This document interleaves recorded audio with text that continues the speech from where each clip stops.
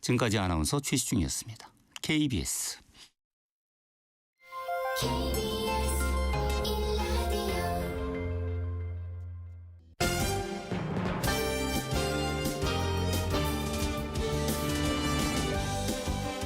KBS 1라디오 신성원의 오늘 세계는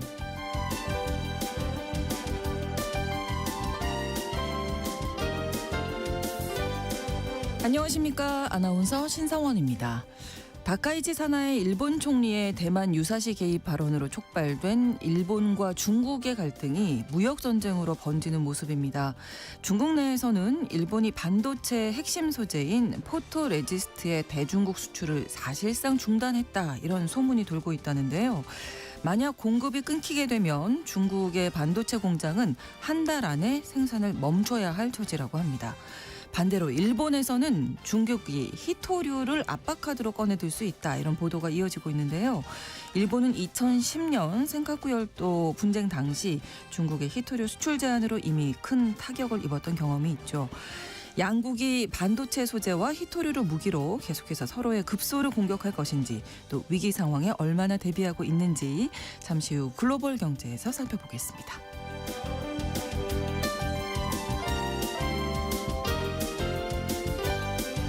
오늘 주목할 국제사회 뉴스 헤드라인 뉴스와 키워드로 정리해드립니다. 통신원 취재 수첩 태국 소식 전해드리겠습니다. 도널드 트럼프 미국 대통령의 중재로 휴전협정을 맺었던 태국과 캄보디아가 6주 만에 다시 충돌했습니다. 국경 무역은 사실상 마비됐고 태국 내 캄보디아 노동자 수십만 명이 탈출하는 사태까지 벌어졌다고 하는데요. 자세한 현지 상황 통신원 연결해서 알아봅니다. 12월 11일 목요일 KBS 라디오 신성원의 오늘 세계는 시작합니다.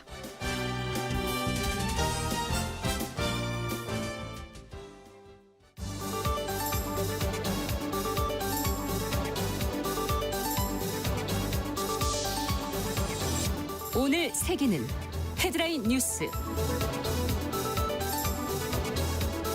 미국 중앙은행인 연방준비제도 연준이 기준금리를 0.25%포인트 인하한다고 밝혔습니다.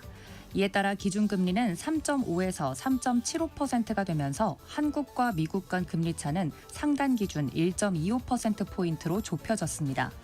제롬 파월 연준 의장은 연방공개시장위원회 FOMC 브리핑에서 고용과 인플레이션 전망치가 지난 10월 회의 이후 크게 변하지 않았다고 결정 배경을 밝혔습니다. 도널드 트럼프 미국 대통령은 현지 시간 10일 베네수엘라 연안에서 대형 유조선을 억류했다고 밝혔습니다. 트럼프 대통령은 억류 이유에 대해 매우 타당한 이유로 억류했다고만 말했으며 유조선에 실린 원유가 어떻게 되는지에 대한 물음엔 우리가 가질 것 같다고 말했습니다. 미국이 유조선을 억류한 것은 트럼프 행정부가 베네수엘라 마약 카르텔을 겨냥해 카리브해에 항모 전단까지 배치한 상황에서 나온 조치로 양국 간 군사적 긴장이 더 높아졌다는 분석입니다. 올해 노벨 평화상 수상자인 베네수엘라 야권 지도자 마리아 코리나 마차도가 은신처에서 빠져나와 11개월 만에 공식 석상에서 모습을 드러냈습니다. 시상식에는 참여하지 못했지만 노르웨이 당국은 마차도가 오는 11일 오슬로에서 노벨 평화상 수상 계기 기자회견을 할 예정이라고 밝혔습니다. 미 월스트리트 저널 등에 따르면 마차도가 노벨 평화상 시상식에 맞춰 전날 비밀리에 배를 타고 카리브해 섬나라 네덜란드령 퀴라소로 떠났지만 악천후로 여정이 지연되면서 결국 시상식에 제때 도착하지 못한 것으로 보인다고 보도했습니다. 현지 시간 10일 지난달 퇴임한 루이스 아르세 전 볼리비아 대통령이 과거 장관 시절 비위 혐의로 체포됐습니다. 좌파 성향의 아르세 전 대통령은 에보 모랄레스 전 대통령 재임 시절 경제재정부 장관으로 일할 당시 발생한 횡령 등의 혐의를 받고 있습니다. 민생고를 뒷전으로 한 당시 여당 정치인들의 대립 양상 속에 볼리비아 유권자들은 올해 대통령 선거를 통해 20년 만에 중도우파 정부를 택한 바 있습니다. 중국의 인공지능 기업 딥시크가 미국이 중국 수출을 금지한 엔비디아의 최신 칩으로 차세대 AI 모델을 개발하고 있는 것으로 전해졌습니다. 딥시크는 구매가 허용된 국가를 경유하는 우회 수입료를 통해 지난 2년간 엔비디아의 칩을 확보해온 것으로 알려졌습니다. 이에 엔비디아 대변인은 밀 반출한다는 이야기는 터무니없어 보이긴 하지만 우리는 접수하는 모든 제보를 추적한다고 언급했습니다.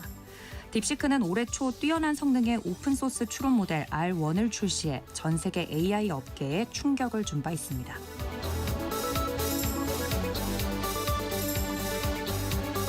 오늘의 헤드라인 뉴스 외신캐스터 도지은 씨가 전해주셨습니다. 이번에는 키워드로 정리한 국제사회 소식 살펴보겠습니다. 첫 번째 키워드 아슬아슬한 선택. 네. 미국 연방준비제도가 시장의 예상대로 기준금리를 0.25%포인트 인하했습니다. 네. 연준은 현지 시각 10일 열린 FOMC 정례회의에서 기준금리를 0.25%포인트 내린 0.5에서 0.75%로 조정을 했는데요. 지난 9월과 10월에 이어서 올해 세 번째 연속 기준금리 인하입니다. 네. 3%에 올라선 물가와 또 향후 관세발 인플레이션 압력을 감안해서 매파적 금리 인하라는 분석입니다. 금리 인하를 하면 보통 경제가 좋아진다고 믿기 마련인데 좋아서 내리는 게 아니다라고 경고를 한 겁니다. 특히 이번 기준금리 결정에 참여한 12명의 연준이사 가운데 9명은 금리 인하에 찬성을 했고요. 네. 그런데 이 마이런 이사, 친 트럼프 인사로 분류가 되는 스티븐 마이런 이사의 경우에는 3번 연속 B컷, 그러니까 이보다도 더 기준금리 인하 폭이 큰 0.5%포인트 인하를 주장을 했고 이를 포함한 3명은 해당 결정에 반대를 했습니다. 네. 이 3명의 반대 의견이 나온 게 6년 만이라고 하네요. 그만큼 고용과 물가 상황에 이중적인 메시지를 보내면서 연준 내에서 이제 파월 의장의 임기가 얼마 남지 않았기 때문에 연준 내에서 좀 극심한 분열을 겪고 있는 게 아닌가 하는 메시지도 체크를 해볼 만합니다.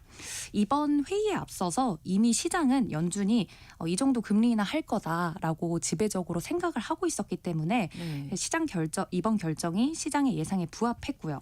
기준금리 인하 발표 직후에 낸 정책 결정문을 좀 살펴보면 위원회는 물가와 고용이라는 이중 목표에 대한 위험을 주의 깊게 살피고 있고 특히 최근 몇 달간 이 고용 측면에서 하방 위험이 증가했다고 판단했다고 이 금리 인하 배경을 설명했습니다. 네. 지금 미국의 노동시장을 보면 해고도 낮지만 고용도 낮은 저고용 저해고 상태에 놓여 있다는 판단입니다. 네. 그래서 제롬 파월 연준 의장의 입에 다들 집중을 했는데요.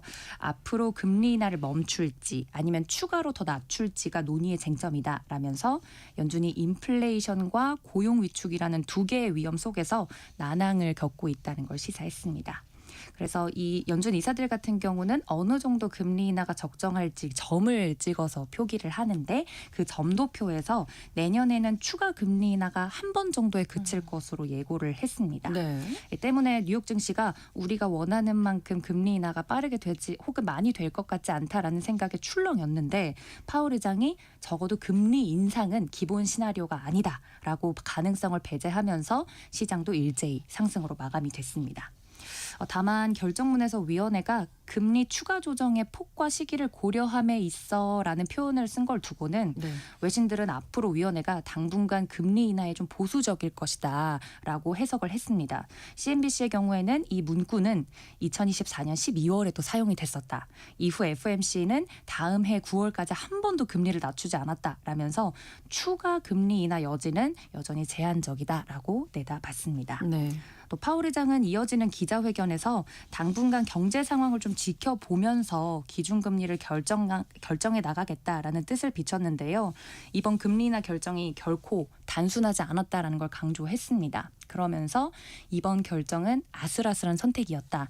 우리는 항상 데이터가 명확한 방향을 제시해 주길 바라는데 지금 매우 어려운 상황이다라고 발언을 했습니다. 네. 이번 결정에 대해서 이제 트럼프 대통령의 반응이 궁금한데 불만을 나타냈군요. 네, 맞습니다. 이번 금리 인하 결정에 대해서 트럼프 대통령은 연준이 최소 2배는 더 내렸어야 했다라고 말을 했습니다. 네. 아무래도 불만이 많이 터져 나오고 있는데요. 트럼프 대통령의 경우에는 경제를 살려야 하는 입장이기 때문에 연준이 금리를 과감하게 내려야 한다고 주장을 계속해서 해오고 있습니다.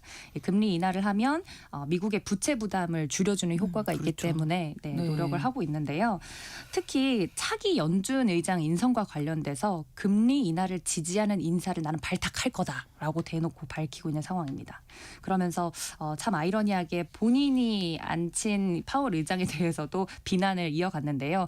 이 인간도 금리를 내려야 한다. 하지만 그는 똑똑하지도 않고 나를 싫어한다라고 말하기도 했습니다. 네, 회의 과정에서 금리 인하에 대해 3명의 위원이 반대를 하는 등 내부 이견이 심했다고 말씀을 드렸는데요. 네. 이런 가운데 시장에선 내년 5월에 임기가 끝나는 파월 의장의 뒤를 이어서 누가 차기 의장으로 주목될지도 주목하고 있습니다. 네. 현재는 캐비넷 백악관 국가경제위원장의 유력 후보로 예상이 되고 있는데 이르면 이달 중에 최종 후보가 발표될 가능성도 있다는 관측 나오고 있습니다. 네. 자, 다음 키워드입니다. 옥죄 오는 축출 시나리오. 네, 긴박하게 돌아가는 베네수엘라 소식인데요. 네. 도널드 트럼프 미국 대통령이 현재 시각 10일 베네수엘라 연안에서 대형 유조선을 억류했다라고 밝혔습니다. 네. 트럼프 대통령은 매우 큰 유조선이다. 사실 억류한 유조선 중 사상 최대 규모다라면서 다른 일들도 진행 중이고 나중에 보게 될 것이라고 덧붙이면서 인터뷰를 했습니다. 네. 근데 이 유조선의 소유주가 누군지는 말을 하지 않았고요. 억류 이유에 대해서는 매우 타당한 이유로 억류했다라고만 말을 했고 유조선에 실린 원유가 어떻게 되느냐라는 물음엔 우리가 가질 것 같다라고 말을 했습니다. 네. 트럼프 대통령은 그동안 해상에서 베네수엘라의 마약 운반 의심 선박에 대한 공격뿐만 아니라 지상작전도 곧 있을 것임을 계속해서 시사해 왔는데요. 앞서 매체에서는 이제 마두로 대통령 축출에 대한 질의에 그의 날이 얼마 남지 않았다라고 경고성 메시지를 내기도 했습니다. 베네수엘라는 세계 최대 원유 매장량을 보유한 국가로 하루에 약 100만 배럴을 생산하고 있는데 미국 제재로 인해서 글로벌 석유 시장에 참여를 지금 할 수가 없어서 네. 생산량의 대부분을 대폭 할인된 가격에 중국 정유사들에게 판매하고 있습니다. 이번 미국의 유조선 억류는 트럼프 행정부가 베네수엘라 마약 카르텔과의 전쟁을 선포한 뒤에 베네수엘라 인근 카리브해의 세계 최대 핵추진 항공모함인 제럴드 포드 항모 전단을 배치하면서 양국 간 무력 충돌 위기가 고조되고 있는 가운데에 나온 결정이라 긴장 수위가 더 높아지고 있는 것으로 보이고요. 그렇습니다. 네, 한편 올해 노벨 평화상 수상자인 베네수엘라 야권 지도자죠. 마리아 코리나 마차도가 니콜라스 마두로 정부의 구금 위협에도 불구하고 일단 모국을 안전하게 빠져나와서 오슬로의 호텔에서 지지자들을 향해 인사를 건네기도 그렇군요. 했다고 합니다. 네, 외신들은 마차도가 노벨 평화상 시상식에 맞춰서 사실 전날 비밀리에 배를 타고 카리브해 섬나라 이 네덜란드령 퀴라소로 떠났다라고 보도를 했는데 네. 악천후로 여정이 지연되면서 아쉽게도 시상식엔 제때 도착을 하지 못했고 노벨 평화상은 이 미국에서 거주하며 어머니 활동을 도와온 딸이 아나 코리나 이 소사 마차도가 대신 받았습니다. 네. 노르웨이 당국은 마차도가 그리니치 표준시 기준으로 11일 오전 9시 15분, 우리 시간으로는 오후 7시 15분경이 될 것 같고요. 네. 오슬로에서 노벨 평화상 수상을 계기로 기자회견을 할 예정이다라고 밝혔습니다. 블룸버그는 마차도의 출국에 마두로 정부 일부 인사의 지원이 있었다면서 일부 미국 관리들은 이를 마두로 실각 후 이 국제사회에 협력할 의사가 있다는 신호로 보고 있다라면서 익명의 관계자 언급을 전하기도 했습니다. 네. 자, 다음 키워드가 내 점수는 A 플러스 5번. 네, 맞습니다. 이렇게 자신에게 후한 점수를 주기 쉽지 않을 것 같은데 네, 최근 고물가 등으로 지지율 하락을 경험하고 있는 이 도널드 트럼프 미국 대통령이 지난 11월 미 중간선거 전 분위기 반전을 위해서 경제 연설 투어를 시작했다는 내년에 소식입니다. 이제 11월에 맞습니다. 중간선거가 있습니다. 네. 노력을 기울이고 있죠. 네, 특히 트럼프 대통령이 지난해 대선 때 가장 많은 공을 들였던 경합주 중에 하나였고요. 러스트벨트 중에 하나인 펜실베니아주에서 네. 현재 시각 9일 첫 연설을 시작했습니다. 이곳 펜실베니아는 트럼프 대통령이 2016년과 2020년 대선 때 각각 당시 민주당 후보였던 힐러리 클린턴 전 국무장관과 또 조 바이든 전 대통령에게 졌지만 네. 지난해 올해, 대선에서 지난해는 네. 달랐죠. 맞습니다. 예. 카멀라 해리스 전 부통령을 이겼던 초박빙 그렇습니다. 지역입니다. 네, 트럼프 대통령은 계속되는 고물가 등을 이제 전임 바이든 행정부와 민주당 탓으로 돌리는데 공을 들이고 있는데요. 네. 최근 여론조사 기관 갤럽이나 입소스 등에 따르면 60%가 넘는 미국인들이 트럼프 행정부의 경제 정책을 부정적으로 평가하는 등 여론이 좋지 않은 상황이기 때문에 네. 이러한 메시지를 지속적으로 내고 있습니다. 그런데 고물가로 인한 서민들의 불만이 커지는 상황 속에서 트럼프 대통령은 물가에 문제가 없다라고 반박의 메시지를 내왔는데 네. 공화당 내에서조차 이런 공감 부족이 내년 중간 선거엔 큰 악재가 될 수 있다라고 하면서 우려의 목소리를 내고 있습니다. 하지만 이날도 어김없이 트럼프 대통령은 미국 물가 빠르게 내려가고 있고 우리는 그 어느 때보다도 잘 살고 있다라면서 물가가 치솟은 이유는 나 때문이 아니라 조 바이든과 민주당이 권력을 잡았을 때 우리 경제를 다 망가뜨렸기 때문이다라고 주장을 했습니다. 네. 대선 유세 당시를 떠올리게 하는 이민자 비난 발언도 쏟아냈고요. 네. 또 우리는 세계에서 가장 강력한 국경 중에 하나를 가지고 있다면서 아마 우리보다 더 강력한 국경을 가진 나라가 하나 있을 텐데 그건 북한이다 라면서 갑자기요? 네, 미국의 국경 강화 정책을 강조하는 과정에서 갑자기 북한을 언급하기도 했습니다. 네. 네, 트럼프 대통령은 이날 공개된 미 정치 매체 이 폴리티코의 인터뷰에서 내 경제 정책 점수는 A++++++라면서 네. 네, 정부의 경제 운영이 완벽하다는 입장을 고수했습니다. 기자가 어떤 점수를 주겠냐라고 묻자 처음에는 A+라고 했는데 네. 다시 반문하니까 플러스를 5개나 붙이면서 네, 반복을 하는 모습이었습니다. 그렇군요. 네, 경제 민심 잡기에 초점을 맞추려던 취지와는 달리 이번 연설은 자화자찬과 이민자 공격으로 점철된 것 아닌가라는 평가를 받고 있습니다. 네. 다음 키워드 목숨이 걸린 실수. 네, 지난 8일 일본 동북부 아오모리현 앞바다에서 발생한 규모 7.5 강진으로 인해서 쓰나미 지진해일 주의보와 네. 경보가 발령됐었는데요. 그 발령이 된 상태에서 쓰나미 정보를 검색한 결과 구글의 인공지능이 경보와 주의보가 모두 해제됐다라는 잘못된 정보를 반복해서 내놨다고 아사히 신문이 보도했습니다. 네. 네, 아사히는 지난 8일 오후 한 11시 15분쯤 아오모리현 동쪽 133km 해역에서 지진이 발생한 이후에 9일 오전 2시 10분쯤 구글에서 쓰나미 정보를 검색하니까 AI가 쓰나미 경보 주의보가 모두 해제된 상태다라는 답변을 내놨다고 전했는데요. 네. 추가로 2차례나 걸쳐서 같은 질문을 검색했는데 발효된 상태였음에도 불구하고 구글 AI는 현재 쓰나미 경보가 해제됐고 파랑주의보가 발표됐다라는 잘못된 답변을 반복해서 내놨다고 설명했습니다. 네. 일본 기상청은 당시 홋카이도와 아오모리현 또 이와테현의 쓰나미 경보를 미야기현과 후쿠시마 현에는 파랑주의보를 발표했었습니다. 쓰나미 경보가 주의보로 하향 조정된 건 9일 오전 2시 45분이었고 같은 날 오전 6시 20분에는 모든 주의보가 해제가 됐습니다. 네. 그러니까 완전히 잘못된 답변을 내놨던 건데 그러네요. 네, 이런 잘못된 답변을 내놓은 구글 AI 오버뷰, 개요라고 하는데 이용자가 구글에서 검색한 내용에 대해서 생성형 AI가 만든 답변을 통상적인 검색 결과보다 상단에 표시하는 기능입니다.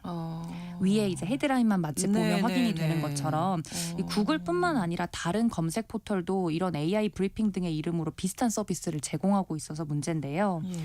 구글은 이에 대해서 아사히에게 AI에 의한 개요의 대부분은 유익하고 사실에 기반한 정보를 제공하고 있다라면서도 웹상의 콘텐츠를 잘못 해석하거나 문맥의 일부를 누락시키는 등 문제가 발생할 경우에는 그런 사례를 기초로 시스템 개선을 진행하고 있다라고 설명했습니다. 그런데 이번 지진에 대한 잘못된 정보를 표시한 게 구글 AI 오버뷰만은 아닐 거라는 분석이 나오고 있는데요. 네. 일본의 검색 엔진 전문가는 AI 검색에선 그럴듯한 오정보를 생성하는 할루시네이션. 이 할루시네이션은 환각이라는 의미로 AI가 잘못된 답이나 맥락과 관계없는 내용으로 답하는 현상을 말하는데 네. 관련돼서 재해처럼 목숨이 걸린 영역에서는 그렇죠. 단 한 번이라도 잘못된 정보를 표시해서는 안 된다라고 지적하면서 그럼요. AI 이용자들에겐 생성형 AI 답변이 신뢰할 수 있는 정보인지는 반드시 더블 체크를 좀 하셔야 된다라고 당부를 했습니다. 네. 자, 다음 키워드 초대어 출격 예고. 네, 일론 머스크가 이끄는 우주 기업이죠. 스페이스X가 약 1조 5천억 달러, 우리 돈으로 약 2,200조 원의 가치로 내년 증시 상장을 추진한다고 블룸버그 통신이 보도했습니다. 네. 만약에 이 스페이스X가 IPO를 할 경우, 기업 공개를 할 경우 역사상 최대 규모의 기업 공개가 될 전망이다라는 보도가 쏟아지고 있는데요. 네. 블룸버그는 스페이스X 경영진 등이 내년 중후반 IPO를 목표로 하고 있다라면서 기업 가치를 1조 5천억 달러로 평가받는 걸 목표로 하고 있다고 전했습니다. 지난 여름 주식 매각을 실시할 당시에 평가받은 가치가 약 4천억 달러인데 그것의 4배 차이 많이 수준입니다. 나는데. 만약에 스페이스X가 목표한 기업 가치를 인정받으면 현재 테슬라 시가총액 약 1조 4,800억 달러도 단숨에 뛰어넘게 되는 겁니다. 그렇죠. 네, 또 스페이스X가 추진하는 300억 달러의 자금 조달 역시 세계 최대 에너지 기업인 사우디의 아람코를 뛰어넘는 금액이라고 합니다.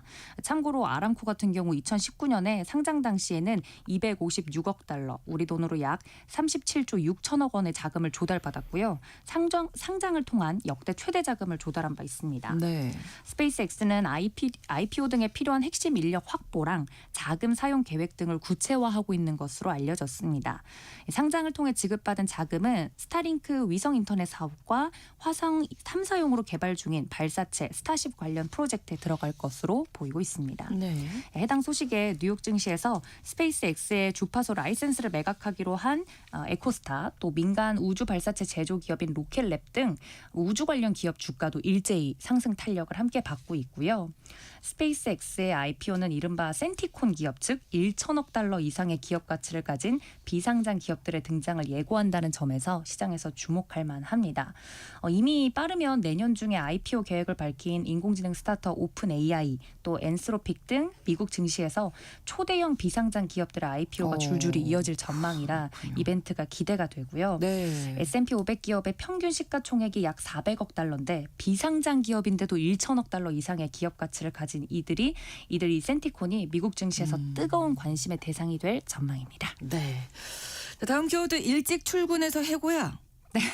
일찍 출근하면 잘하는 거 아닌가? 네, 칭찬을 받아야 된다고 생각하는데 예. 스페인의 한 20대 여성 회사원이 너무 일찍 출근한다는 이유로 해고를 당했다고 합니다. 네. 영국 매체에 따르면 이 스페인 알리칸테 지역의 사무직 여성 직원 A 씨가 네. 근무 시작 시간이 오전 7시 반인데 이것보다 40분가량 일찍 출근해서 회사 측은 정해진 출근 시간보다 일찍 출근 기록을 하거나 업무를 시작할 수 없다라면서 정시에 좀 와라라면서 여러 차례 구두와 서면 경고를 했는데요. 네.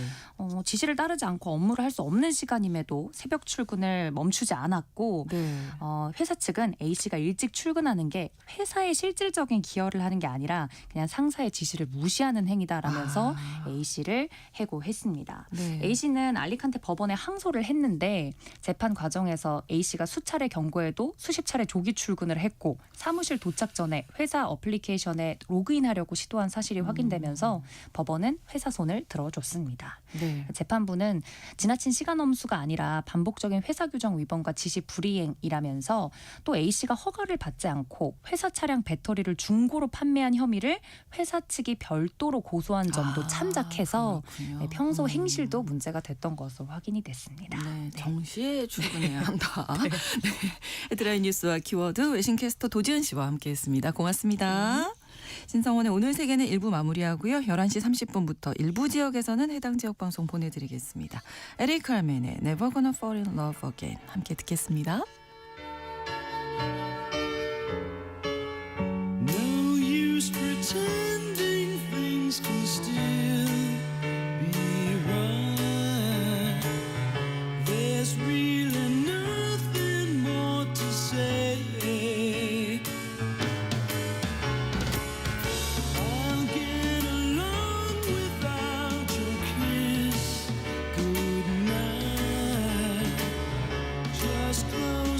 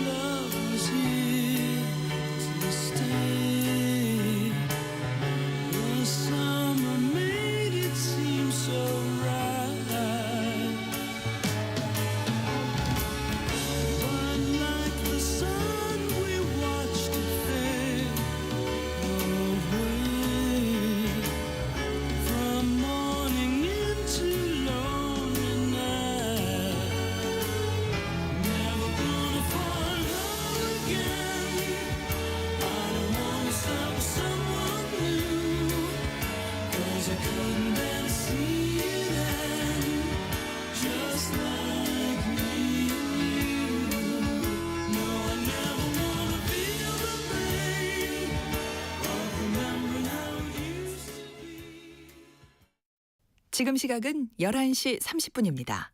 KBS Ladies and gentlemen.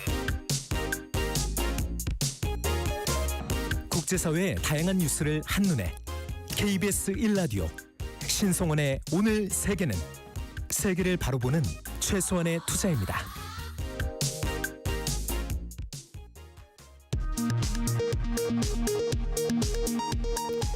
이 시각 라디오 정보센터 뉴스입니다. 이재명 대통령과 다카이치 사나이 일본 총리가 다음 달 13일과 14일쯤 일본 나라시에서 정상회담을 갖는 방안이 조율되고 있다고 마이니치 신문이 보도했습니다. 통일교 측이 더불어민주당 전현직 의원들에게도 금품을 줬다는 의혹과 관련해 전재수 해수부 장관이 사실이 아니라고 부인하면서 장관직 사의를 표명했습니다. 이재명 대통령은 사의를 수용하기로 했습니다. 정동영 통일부 장관도 근거 없는 낭설이라는 입장을 밝혔습니다.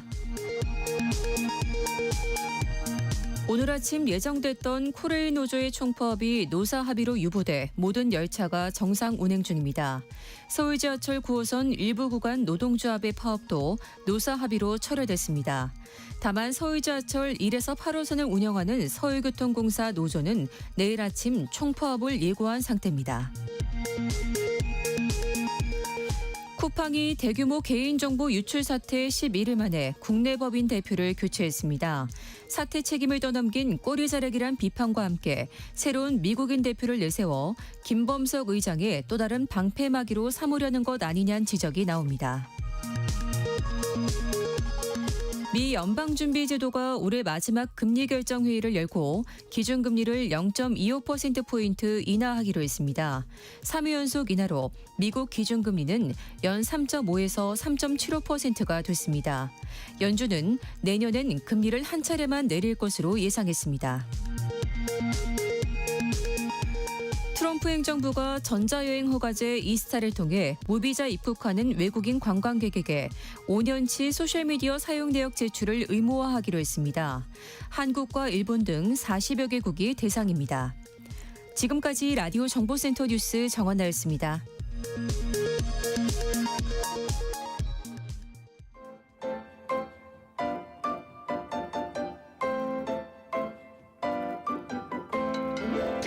통신원 취재 수첩.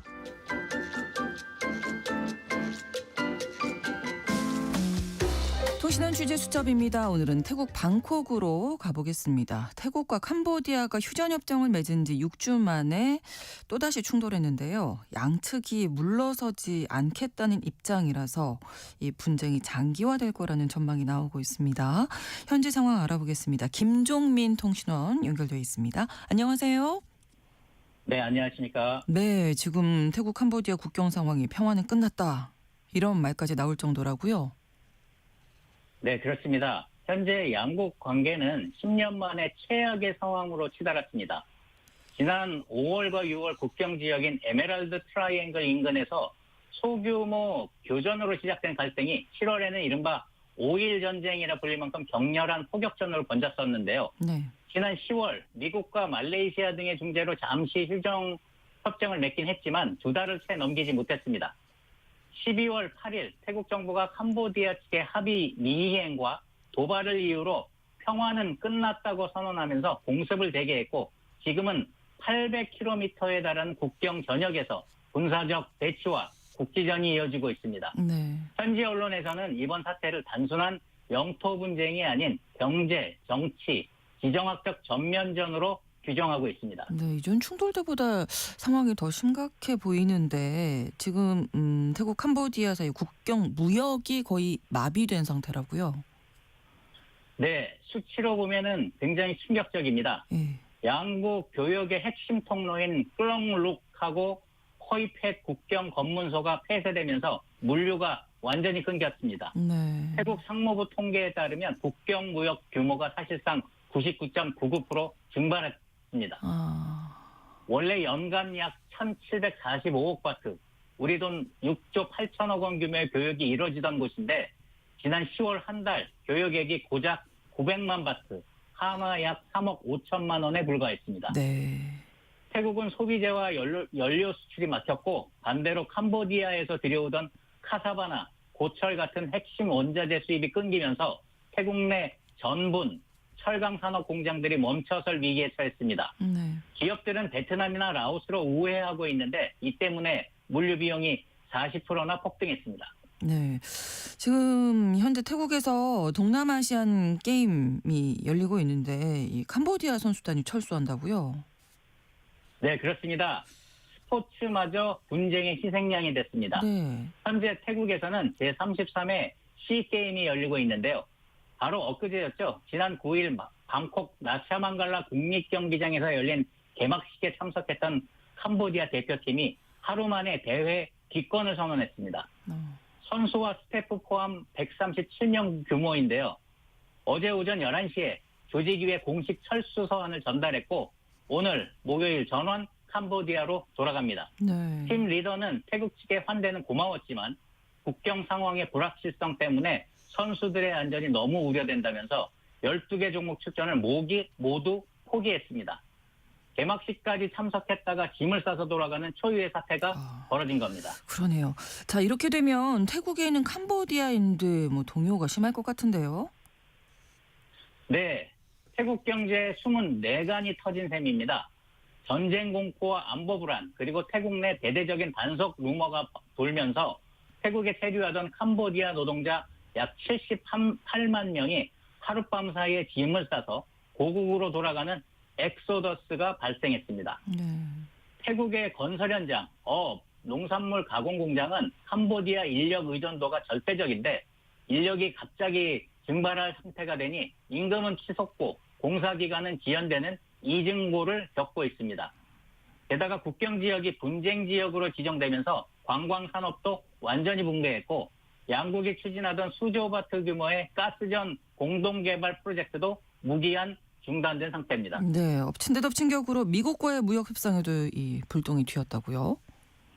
네, 그렇습니다. 미국 무역 대표부가 국경 분쟁을 이유로 태국과의 세금 및 무역 협상을 일시 중단한다고 통보해 왔습니다. 네. 수파지 스탐판 태국 상무부 장관은 이번 분쟁은 태국이 시작한 게 아니고 캄보디아의 잘못이라면서 미국 측을 설득하고 있지만 당초 목표였던 연내 타결은 사실상 물 건너갔습니다.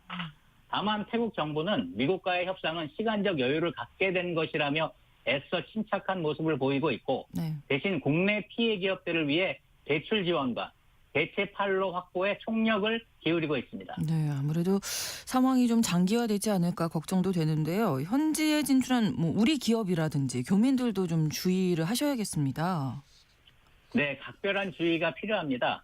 태국 상공회의소 대학은 국경 폐쇄가 1년 이상 지속되면 내년 태국 GDP가 0.74% 하락할 것으로 내다봤습니다.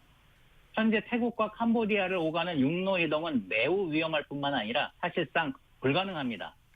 물류 운송이 필요한 우리 기업들은 베트남을 경유하는 해상 운송 루트를 확보하셔야겠고요. 특히 캄보디아 인력을 고용 중인 현지 한인 공장이나 업체들도 인력 이탈에 대비한 대책 마련이 시급해 보입니다. 네, 소식 여기까지 듣겠습니다. 오늘 고맙습니다. 네, 감사합니다. 태국 방콕에서 김종민 통신원이었습니다.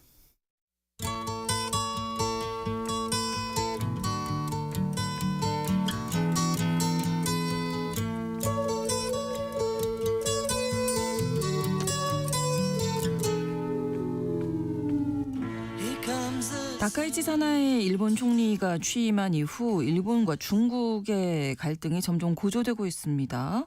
가운데 중국 내에서는 일본 정부가 반도체 핵심 소재 포토레지스트의 대중국 수출을 사실상 중단했다는 소문이 돌고 있고요. 반대로 일본에서는 중국이 히토류 수출을 압력 수단으로 사용하는 것이 아니냐 이런 보도가 나오고 있다고 합니다.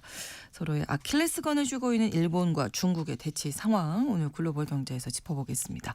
3프로TV 언더스탠딩 김상훈 기자와 함께합니다. 어서 오세요. 네, 안녕하세요. 일본과 중국 사이가 좀 심상치 않네요. 맞습니다. 네. 다카이치 산하의 일본 총리의 대만 유사시 개입 이걸 시사하는 발언으로 시작된 중국과 일본의 갈등이 날이 갈수록 고조가 되고 있죠. 네. 최근엔 일본 오키나와 인근 공해상에서 뭐 중국 항공모함의 함재기가 일본 자위대 전투기를 레이더로 조준하면서 또 다툼이 격화했는데 네.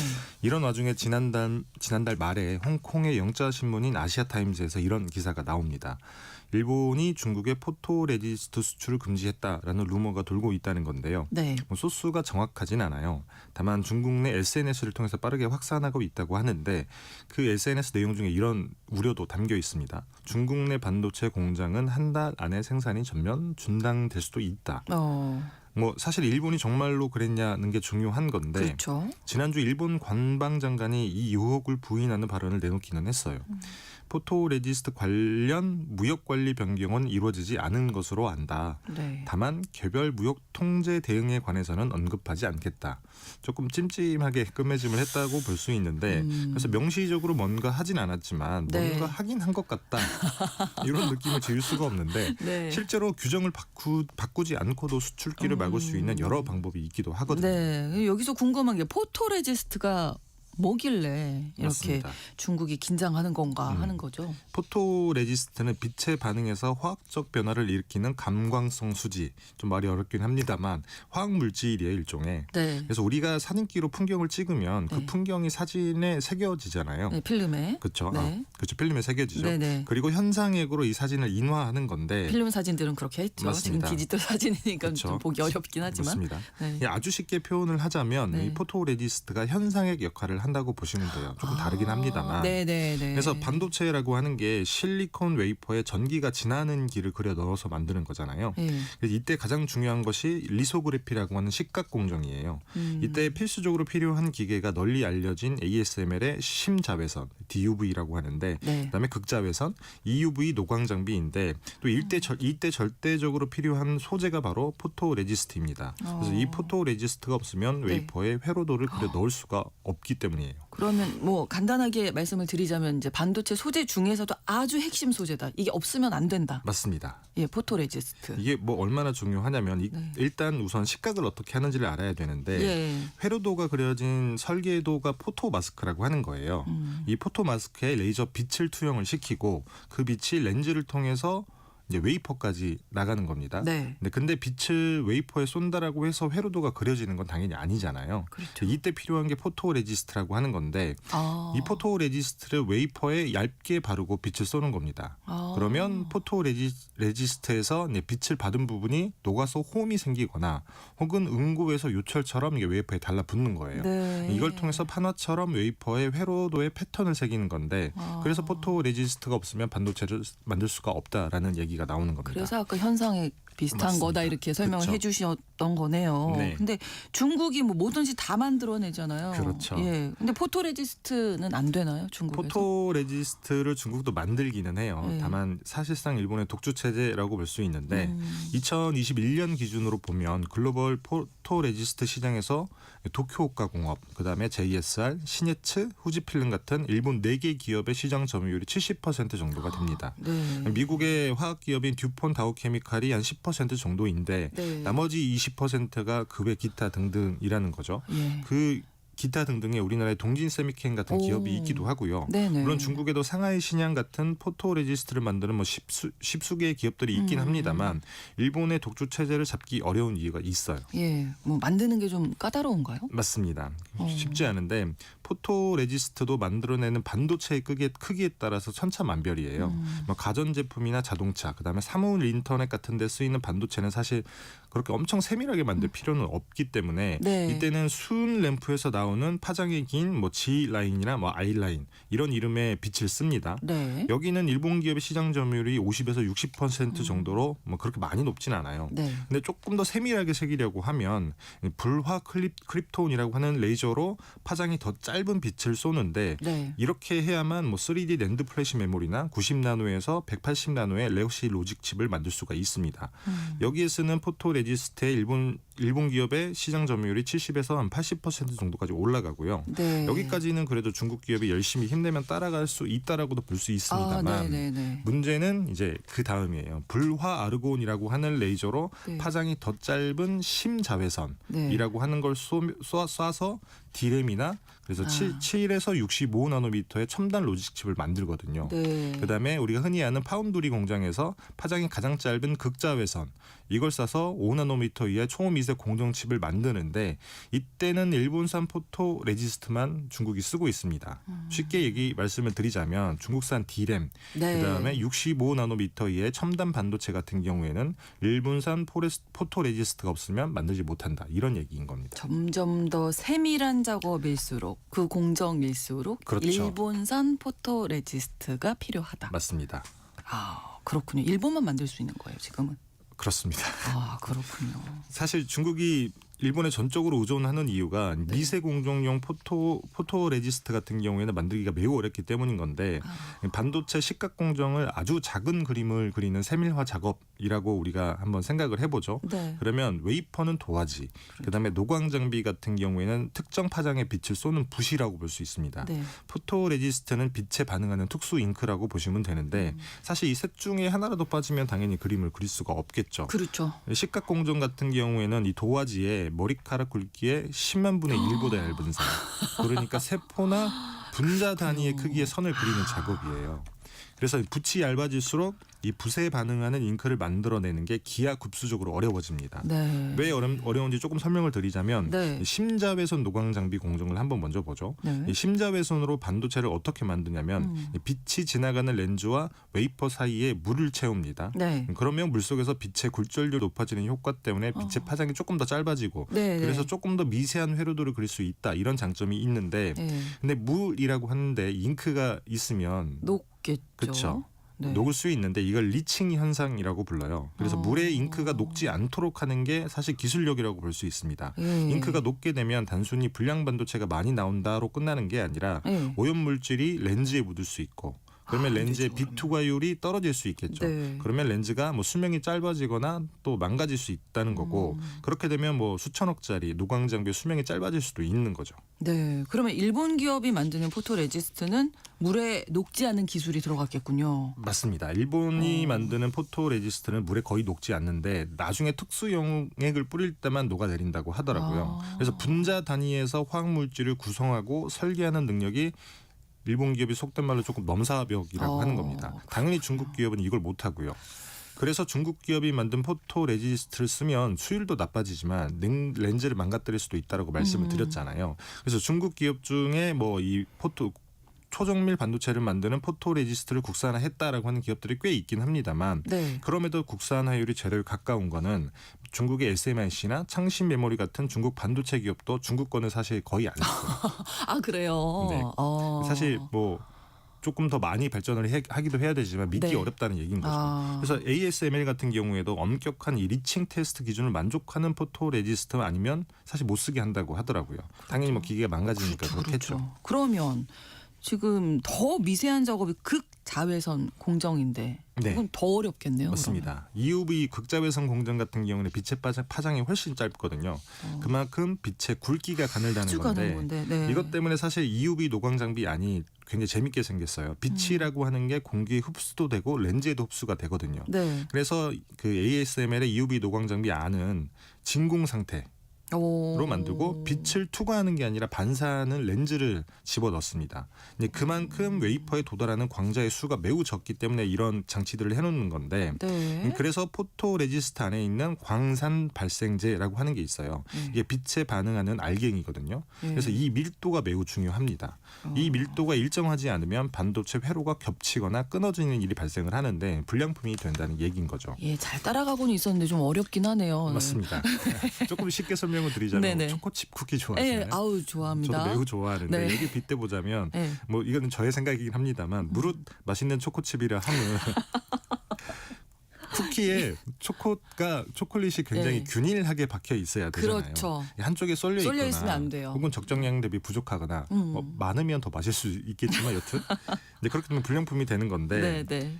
근데 초미세 공정 반도체는 분자 단위에서 선을 웨이퍼에 그리는 작업이라고 말씀을 드렸잖아요. 근데 이 빛 알갱이 입자가 수십 개 정도밖에 안 들어갈 정도로 매우 작아요. 근데 그 정도로 작은 단위 면적의 빛 반응 알갱이 입자를 매우 골고루 들어가게 만들어야 되는 겁니다. 그게 매우 어렵다는 거죠. 어렵긴 하겠네요. 맞습니다. 네.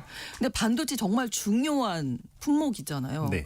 그럼 좀 이렇게 저장을 좀 해놨으면 되지 않았나? 그렇죠. 뭐 그런 생각을 하시는 게 뭐 당연히 네. 당연한 건데, 근데 포토레지스트 같은 경우는 또 비축이 안 된다고 합니다. 이게 완제품을 출하하게 되면 사용할 수 있는 기한이 뭐 최대 6개월 정도밖에 안 된다고 해요. 빨리빨리 그러면 소진해야 수송을 되는데. 하고 뭐 입고 검사하고 그다음에 투입 대기 시간 이런 것까지 따지면 실제로 사용할 수 있는 기간은 한 3개월 정도 남짓이라고 하는데 네. 그 기간 내에 다 못 쓰면 이걸 전량 폐기해야 됩니다. 극한의 미세 공정에 쓴 만큼의 뭐 초정밀 분자 구조를 사실 인위적으로 만드는 거잖아요. 그렇죠. 근데 그 말인즉슨 그만큼 분자 구조가 불안정하다는 거고, 그래서 시간이 지나면 쉽게 소재의 성능이 변하는 겁니다. 그래서 사용 기한이 지난 걸 그냥 쓰면 불량품이 많이 나온다. 더군다나 올해 우리나라가 수입한 포토레지스트의 가격이 1kg당 평균 $500 정도거든요. 네. 이것도 꽤 비싸다고 할 수 있는데 초미세 공정용 반도체를 만드는 포토레지스트는 훨씬 더 더 비싸요. 비싸겠죠. 네. 그래서 비축을 해놨다가 못 쓰면 그 돈이 고스란히 날아가게 되는 건데 결국은 일본 기업이 주는 대로 받았을 수밖에 없는 구조라는 것이고요. 그래서 일본이 포토레지스트 수출을 막으면 중국 반도체 공장이 당장 멈출 수 있다라는 우려가 나오는 것도 이것 때문입니다. 네. 실제로 팬데믹 당시인 2021년에도 그때 시네츠의 공장이 일시적으로 가동 중단한 적이 있거든요. 네. 당연히 포토레지스트 공급이 조금 줄었겠죠. 그래서 당시 중국 SMRC의 생산이 20%나 감소했다. 이런 일도 있었습니다. 네, 2019년에 우리나라도 비슷한 일이 있었다고요? 맞습니다. 2019년에 일본이 우리나라를 대상으로 해서 포토레지스트, 불화수소, 그다음에 플로린 폴리이미드를 수출 통제한 적이 있어요. 그중에 포토레지스트랑 불화수소가 반도체에 쓰이는 소재인 건데 네. 사실 그 이후에 정부가 앞장서서 국산화 노력을 굉장히 많이 했거든요. 예산도 많이 배정을 하고 뭐 특화 산업단지도 만들고 네. 그렇게 해서 불화수소 같은 경우는 국산화에 성공을 했고 실제로 일본산 수입이 굉장히 많이 줄었습니다. 네. 근데 포토레지스트 같은 경우에는 동진 샘켄 같은 그 회사가 국산화에 성공했다라는 기사가 많이 나오긴 했습니다만 네. 이게 이제 막 라인에서 테스트를 받는 정도다. 그래서 아직 일본산 포토레지스트를 대체하기에는 갈 길이 매우 멀었다. 이런 얘기가 많이 나오고 있는데 이것도 뭐 이래서 뭐 1년 정도 안에 이루어질 수 있는 일이 아니라고 하더라고요. 그렇겠죠. 그렇게 보면 우리나라 같은 경우에도 6년이 지났음에도 여전히 일본 의존도가 매우 높은 건데 뭐 물론 그 미국 듀폰이 천안에 포토레지스트 공장을 지어서 일본 수입량이 조금 줄긴 했습니다만 네. 아직 갈 길이 많이 멀다는 거죠. 그렇습니다. 자, 일본이 포토레지스트 가지고 있다면 중국은 사실 뭐 강력한 무기 있습니다. 그렇죠. 히토류가 있잖아요. 맞습니다. 네. 실제로 최근 요미우리 신문이 중국이 일본 기업에 대한 히토류 수출 허가 절차를 평소보다 늦게 하고 있다라고 보도를 하기도 했는데 네. 근데 일본 같은 경우에 또 나름 준비를 해놨어요. 예, 많은 분들이 기억하시겠지만 2010년도에 사실 센카쿠 열도 분쟁, 네. 영토 분쟁으로 중국이 히토류 수출 금지를 한 바가 있습니다. 그때 일본이 굴욕적으로 바로 항복을 했었는데 당시만 하더라도 일본이 쓰는 히토류의 90%가 중국산이었어요. 그럼 당연히 치명적일 수밖에 없었는데 그렇죠. 근데 지금은 중국산의 비중을 50에서 60%까지 낮췄습니다. 네. 여기에 더해서 히토류 소비량 같은 경우에도 2010년 대비 절반 수준으로 줄였다고 해요. 뭐 기술 발전이 많이 됐나 보던데 그다음에 히토류 비축량 같은 경우에도 기존 61분에서 뭐 181분으로 늘렸고요. 네. 또 하나 미국이라는 믿는 구석이 있습니다. 일본은 미국이랑 반도체 핵심 광물 공급망에 관한 포괄적 협력 프레임워크라고 하는 걸 맺었어요. 네. 이게 무슨 얘기냐면 최악의 경우 중국이 일본으로 향하는 히토류 수출기를 막더라도 미국을 통해서 공수할 수 있다는 겁니다. 미국으로 가는 길은 여전히 열려 있기 때문에. 네, 여러 가지 이제 방편을 마련을 해놓은 건데 뭐 일본이 중국의 아킬레스건을 좀 잘 알고 있다 이렇게 해석해 볼 수 있겠네요. 맞습니다. 사실 이런 방법을 누구보다 잘 알고 있는 인물이 또 사실 다카이치 총리이기도 해요. 네. 기시다 내각이 2022년에 경제안전보장추진법이라고 하는 걸 만들거든요. 이게 무슨 법이냐고 하면 일본의 경제안전보장 전략을 수립하기 위해 만든 법인데 뭐 첫 번째는 다른 나라의 과학에 의존하지 않는 경제구조를 만들겠다. 두 번째는 글로벌 공급망에서 대체 불가능한 산업을 확대하겠다. 이런 목표 아래서 정부가 시장에 개입할 수 있는 근거를 만든 법입니다. 네. 그래서 내각에서 이런 일들을 총괄하는 경제안보 담당 장관 자리를 새로 만들었는데 그 경제안보 담당 장관 자리에 있던 게 바로 다카이치 총리입니다. 아, 그렇군요. 그러면 2010년과는 뭐 양상이 많이 다를 것이다 이렇게 생각해 볼 수 있겠네요. 맞습니다. 뭐 이번엔 일본이 조금 더 치명적인 무기를 들고 있다라고 볼 수 있는 건데 중국 네. 입장에서는 일본이 포토 레지스트 수출을 막으면 네. 화웨이가 만드는 AI 칩뿐만 아니라 뭐 D램 이런 여타 첨단 반도체를 하나도 만들 수 없게 되는 거예요. 뭐 아직은 양국이 노골적인 조치를 하진 않고 있긴 합니다만 그러니까요. 2010년과는 꽤 다른 양상이 보일 테고 네. 결과가 어떻게 나올지를 조금 지켜봐야 할 것 같긴 합니다. 알겠습니다. 글로벌 경제 3프로TV 언더스탠딩 김상훈 기자와 오늘도 함께했습니다. 고맙습니다. 네, 감사합니다. 마마키스의 Dream a Little Dream of Me 전해드리면서 KBS 일라디오 신성원의 오늘 세계는 마치겠습니다. 내일 오전 11시 5분에 다시 뵙겠습니다. 고맙습니다.